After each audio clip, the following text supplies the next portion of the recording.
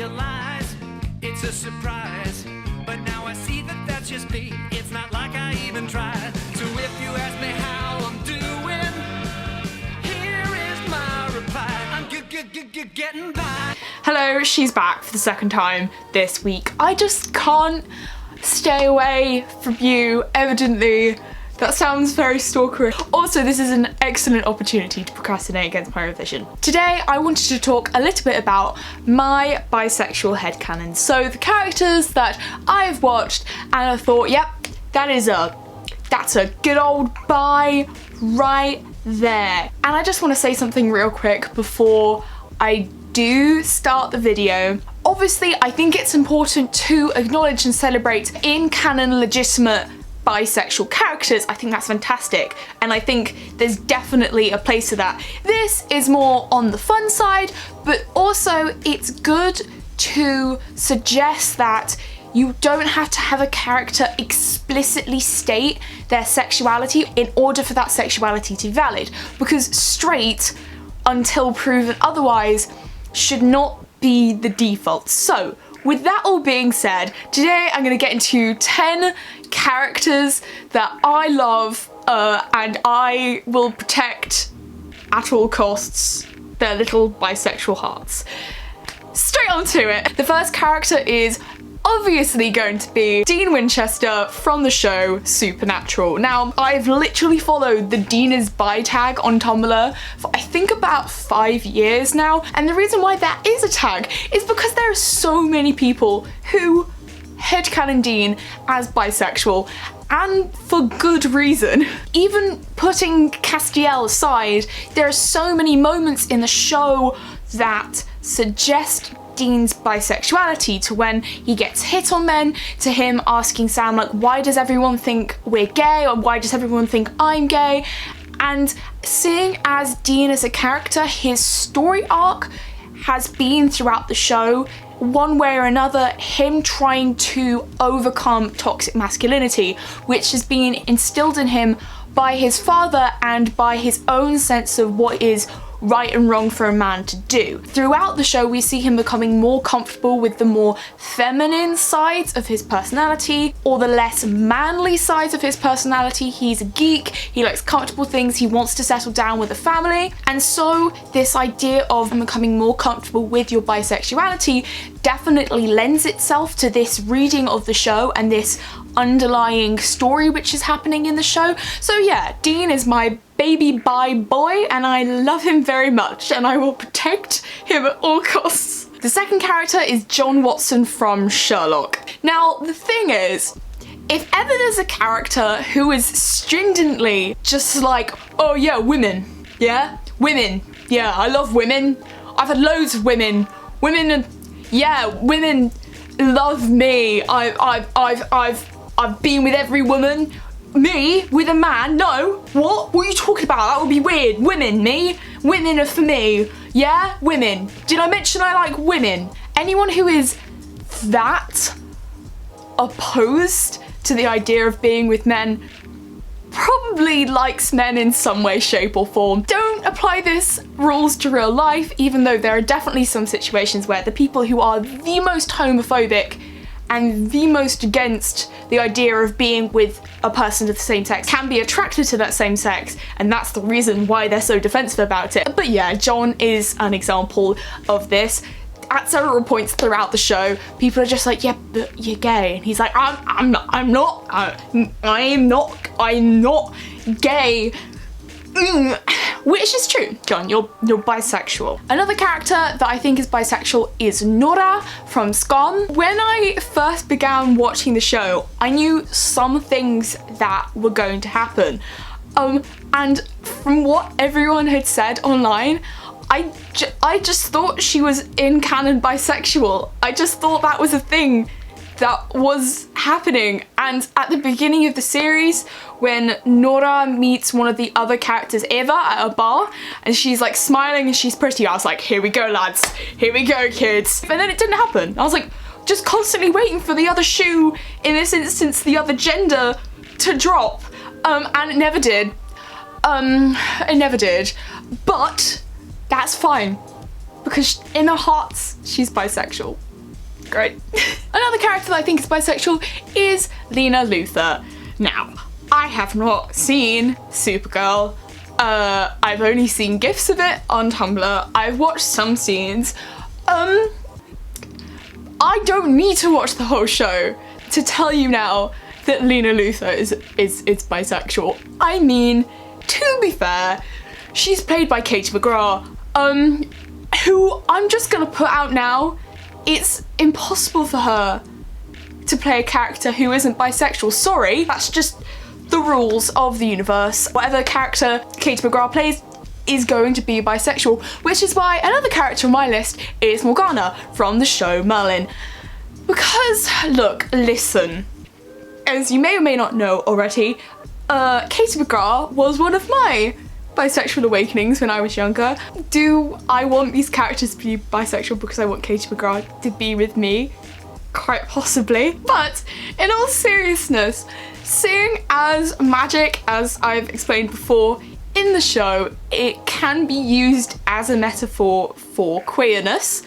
It lends itself to interpret Morgana as being queer, bisexual, gay, whatever, because that's what fits the metaphor, and Morgana is, you know, a priestess of the old religion. She's super powerful and super hot. Who said that? Not me. So it makes sense for her to be. Also, obviously, she has like that weirdly close relationship with Morgause, who's like her sister but not her sister. And of course Gwen, who is also my next character who is bisexual. So Gwen, also from Merlin. Did I want these two to get together? Yes. Do I want all of the characters in Merlin to get together? Yes. The thing is with Gwen is that I was sleeping on Gwen when I was younger. My eye was distracted by Katie McGrath, quite understandably. But I rewatched Merlin again recently and I slept on Gwen. Oh my god. Gwen is... Well, Gwen is...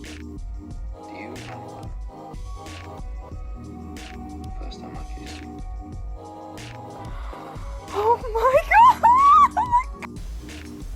And also, again, she has a very close relationship with Morgana, and she brings Morgana flowers at one point because Morgana's sad. I mean, not saying that friends don't do that, but also, Gran, consider this. You might be bi and in love with Morgana, which is understandable.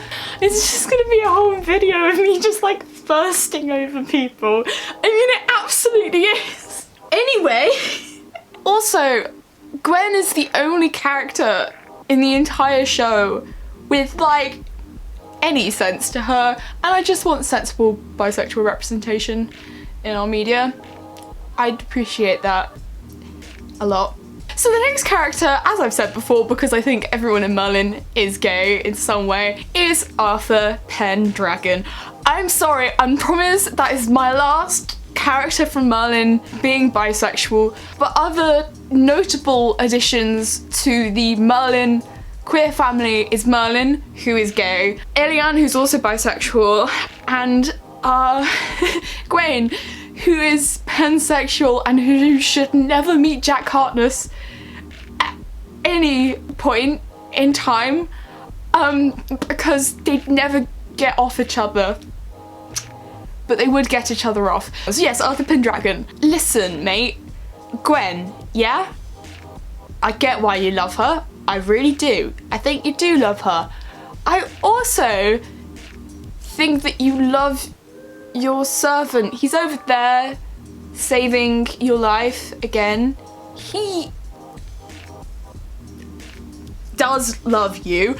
And just as much as he's a little shit, you just can't get rid of him. And I appreciate that. The things that you do for love, which you are in love with your servant. Anyway, moving on.